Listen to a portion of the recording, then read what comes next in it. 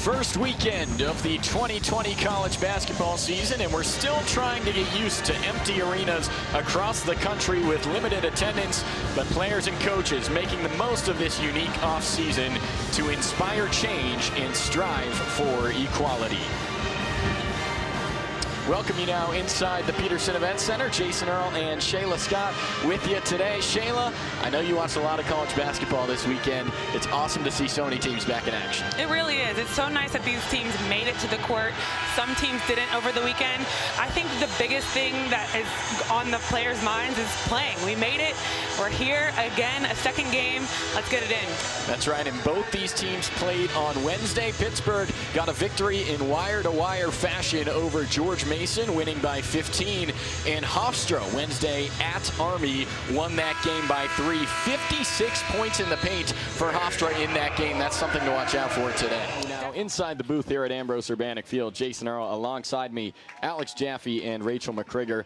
A North Carolina team that is one of the best in the country taking on a hot Pittsburgh Panthers group today.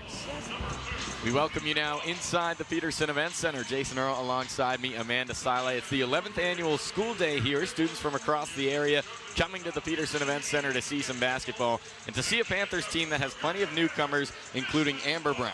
And we welcome you now inside the Fitzgerald Fieldhouse. Jason Earle alongside Greg Warnock. Panthers on a hot streak right now. Had a great weekend, looking to continue off that tonight. We welcome you now inside the booth here at Ambrose Urbanic Field. Jason Earle alongside me, Alex Jaffe and Rachel McCrigger. NC State coming in tonight already with 4 draws in ACC play. The hot start for the Fighting Irish to begin the second half, and across the board have improved their play offensively here early in the third quarter. And it really started in the end of the second quarter with a 6-0 run. Then they come out with a 7-0 run to start the third, and it was really all about transition. They got in front of the Panthers defense, and they also played strong defense themselves in order to get those transition buckets. It was an 8-point game at halftime, and Notre Dame, who struggled offensively in the first quarter, really turned it on. As you said, it started at the end of the second quarter and resumed at the start of the second half. And now Ibakwe able to get the and one there and give the Panthers some momentum here. Certainly enough time for Pittsburgh to make up a 13-point deficit, and that's a good start. And a great job of Ibakwe just taking the contact down low, and that's what the Panthers need from her. We know she can do it on the defensive side with the blocks and getting rebounds, but the big aspect of her game that's a question mark is offensively. Not able to make that foul shot, but rebound attempt mishandled by Cosgrove. And so the Panthers will keep possession here and have an opportunity to get 4 points in the same trip down the floor. And a big difference in this third quarter, Jason. 5 of 11 shooting for Notre Dame and just 3 of 12 for the Panthers. Brown now on the left wing, down low to Ibakwe, kicks out to Buck. Down high, a deep 3 from Green, gets it to drop. And Gabby Green flashes the 3-point symbol, and she is now up to 11 points tonight. And an impressive day for the first-year Panther. On the other end, a tip pass there. Panthers come up with it, looking to bring the deficit back to single digits. Green has it tipped away, gets it back, puts a shot up, and it was tipped by the Fighting Irish defense, but they say Ibakwe touched it last. Look at Gabby Green, well beyond the 3-point arc. And she kind of took a glance over at Lance White and kind of let him know, I knew exactly what I was doing. That was going to fall no matter what. Maybe a heat check there for Green, and if so, a successful one at that. Abby Green, the junior who played 2 seasons at South Plains College in Texas before coming to Pittsburgh, and has made her presence known here with the Panthers, certainly tonight. As Brown fakes, goes to the rim, and is fouled on her way up. As Amber Brown, another Panther in her first season with the team, will now head to the line.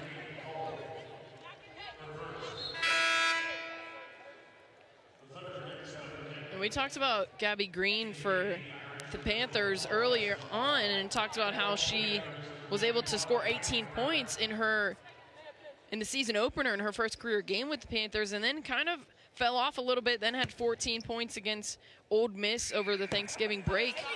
and then exploded against Miami of Ohio for 23, her season and career high with the Panthers. And she's well on her way here as we still have over 3 minutes left in the third quarter. And Brown misses both foul shots, so it's a spot that has killed the Panthers for much of this season. Free throw shooting, not necessarily their forte this year, but they were great in the first half tonight. But a miss from Igbokwe on the three-point play attempt, and then a pair of misses there from Amber Brown. Always makes it more difficult to come back in a game, and you can't make the free ones. Now Harris with 9 to shoot for Pitt. And pass intercepted there on the right side by Peoples. Pushes up the floor to Walker, and Notre Dame will take their time and look for a bucket. Irish haven't scored in about 4 minutes now. Vaughn has it at the free throw line. Dishes out to Walker. Walker uses a screen, and it's going to be a moving screen on Michaela Vaughn. Tried to set one at the elbow there, but the officials get her for the offensive foul. And you could see there, she just really never stops moving. She almost came to a stop, but then was trying to go through, and she has to come to a stop on that screen. So Harrison, the Panthers, looking to fight back. Currently on a 7-0 run. 2.5 to go in the third quarter. Abby Green on the right wing has been hot all night. Finds Igbokwe in the paint, and a jump ball will keep it with the Panthers. And this is a big possession for the Panthers. 7 seconds left in the shot clock, but they can get this lead to cut below 10. 5 to shoot now. Shot clock does not reset. Looked like Harris might not have known it. Instead, takes the pull-up from the top of the arc. Brown gets the offensive board and puts it back up. So maybe Harris didn't know the shot clock was expiring, but it worked out for the Panthers as Brown drew the foul. She did not at all. You could see, I think she must have heard someone on the bench, because her eyes got so big, and she looked like a deer in headlights as she didn't know what she needed to do. Just drove for the shot, almost made the three, but then a great weak side rebound by Amber Brown. We'll see if she's able to convert here at the free throw line. The ball has been on this half of the floor for much of the past few minutes here, as the Panthers have started to gain some momentum, and Brown once again unable to make the free throw. She's now 2 of 5 on the night, and the Panthers in the second half are 0 of 4 from the free throw line after starting a perfect 6 of 6 in the first half. However, Brown does get the second to bring this lead back down to single digits at 9. And on the season, Brown just a 58% free throw shooter. Now looked for Peoples. Bug tipped it away. Burnell comes back up with it. Looks to the right block for Walker. Harris went flying in to try and intercept that pass, but Walker goes in and it's blocked by Igbokwe. What a rejection from the freshman. And yet another career night for your goalkeeper, Amaya Pena. What can you say about her performance? You know what, she was fantastic tonight. I mean, she's been good the last few weeks, and the thing that we've asked of them is just to be consistent and then try to make those 1 or 2 saves that keep you in a game, and she clearly did that today and probably made more than 2 of those saves tonight. She was fantastic.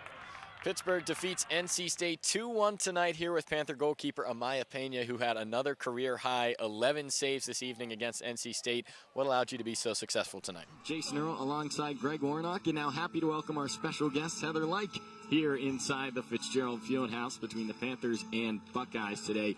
You had a late night last night at football. The Panthers got an overtime win over North Carolina, and now back out here on a Friday afternoon for some wrestling. How's that? We are exactly halfway through the third quarter now. 7 minutes and 30 seconds to play. Panthers lead North Carolina 17-10. Shockey Jacques-Louis and Kenny Pickett with the 2 touchdowns for the Panthers tonight. Pickett's was on the ground. Pickett is in the shotgun. Davis to his left. Now he drops back, takes the snap, looks across the middle of the field to Griffin Stewart, complete at about the 50-yard line, and Nakia Griffin Stewart makes a big-time catch and is taken down at the North Carolina 46. Beautiful ball from Kenny Pickett to Griffin Stewart, and Griffin Stewart holds on to the ball for the big gain. He's had issues with drops all season, but he comes up big right there. Kenny Pickett in his rhythm tonight, up to 278 yards. That one was 29. Pickett drops back now, has some room and has a scramble out to the right side. He's going to take it himself, and he runs up forward, pushed out of bounds at about the 39-yard line on the right side, and the Panthers will have now a 2nd and 3. Smart by Pickett there. Nothing really open in the field, so might as well use his legs to pick up yards to make the conversion even easier. And Kenny Pickett, you're right. Kenny Pickett is on his game tonight. Really knowing this is a big situation, he is rising to the occasion. He continues his success on the ground, now 48 yards rushing for Pickett. Screen pass this time to Tayseer Mack on the left side. He shakes the defender and is pushed out at about the 37-yard line, a gain of about 3, bringing up a 3rd and 1 for the Panthers. Tayseer Mack back in the action after short absence there for a while. Haven't heard his name since the first quarter primarily, but he gets a catch there and puts the Panthers in prime position to convert on 3rd down. Tayseer Mack now with 4 catches for 64 yards tonight, and a big 3rd down here for Pittsburgh as they look to continue this drive. Neither team has scored in the second half so far. We're about 9 minutes in to this 3rd quarter. Panthers have struggled here from 3rd and 1. Let's see what they draw up here. Pickett is under center. A.J. Davis in the backfield. Tayseer Mack and Aaron Matthews to the right side. Pickett takes the snap, hands off to A.J. Davis up the middle. Got the 1st down and more. He's tackled at about the 29-yard line. Muscles through the Tar Heel defense. A.J. Davis on the carry for the Panthers. 1st down up to the North Carolina 29. Davis churning those legs to pick up that 1st down and keep the drive alive. No one was going to stop him from picking up that 1st down. So Pittsburgh now well in field goal territory for Alex Kessman. It is a 1st down and 10. And they break the huddle. Kenny Pickett leading this team successfully tonight. He is in the shotgun. A.J. Davis is behind him. Tayseer Mack to the left. Shockey Jacques-Louis to the right side. And next to him is Wendell Davis. Pickett drops back, looks across the middle. End zone for Jacques-Louis. Tipped away by the Tar Heels in the end zone. Looking for Shockey Jacques-Louis. Storm Duck tipped it away, the freshman cornerback from Boiling Springs, South Carolina. Storm Duck, there he is once again. That was actually a very good deflection by him. Falls a little bit behind Shockey Jacques-Louis there, and Storm Duck made him pay for that, and with a great deflection. Jacques-Louis leading the Panthers in receiving yards tonight with 96 on 3 receptions. Also has the lone touchdown from the passing game tonight for Pittsburgh, a 74-yard score. Now a 2nd and 10 from the 29 for Pittsburgh. Pickett is under center. A.J. Davis in the backfield. 2 receivers lined up on the left side. 5 in the secondary for the Tar Heels. Handoff goes to Davis. He's out to the left side, and he's wrapped up immediately at about the 26-yard line. Just a gain of 3 along the left sideline for A.J. Davis, bringing up a 3rd down and 7. Yeah, Pitt appeared to be going run the whole time there, and North Carolina, they knew that was coming, and they stopped it for a 3-yard gain. 3rd and 7 here. Hopefully, let's see what the Panthers are going to draw up here, nearing the red zone. Panthers have used plenty of that clock on this drive. Time started at 8:45 to go in the 3rd quarter. We're now down under 4.5 to go in this 3rd quarter. 17-10 Pitt. Pickett is in the shotgun. Vincent Davis this time to his left. 3 receivers on the right, 2 to the left. Pickett takes the snap, drops back, looks to the right side, and has his receiver across the middle. And it was Jared Wayne who breaks forward around the right side to the 15-yard line. Jared Wayne with another completion tonight. That's his 3rd of the evening. Yeah, Jared Wayne, he caught the first 2 passes of the game and finally getting back incorporated here in this Pitt offense and picks up a big 1st down to keep the drive moving. 1st and 10 from the 16 now for the Panthers as Kenny Pickett continues to steer Pittsburgh down the field here late in the 3rd quarter at the chilly evening at Heinz Field. Late in the season, Pittsburgh looking to improve to 7-3 on the year. North Carolina wants a bowl game, but they need a win tonight. They're 4-5 on the season. Kenny Pickett's in the shotgun. Malik Carter is to his right. 2 receivers to the left. Jacques-Louis in motion on the right side. Pickett takes the snap, drops back across the middle, has his man, and a tie-up at about the 10-yard line. They are going to give the completion to Jared Wayne, so it's good for about 6 yards to bring up a 2nd and 4. Yeah, the freshman Wayne here keeps getting these catches. You know, he gets his catches in pairs, as we can see. You know, Pickett finds him for a nice 5-yard gain. And mentioned earlier, the Panthers do struggle with play calling at this part of the red zone. What will offensive coordinator Mark Whipple call here to find themselves in the end zone? The drive now nearly lasted 6 minutes for the Panthers. A.J. Davis is in the Wildcat, a receiver on each side. Jacques-Louis in motion. Snap goes to Davis. He's up through the middle and wrapped up at about the 7-yard line. as A.J. Davis took the Wildcat snap directly and managed a few yards to bring up a 3rd and 1. That play was to make this conversion a lot easier.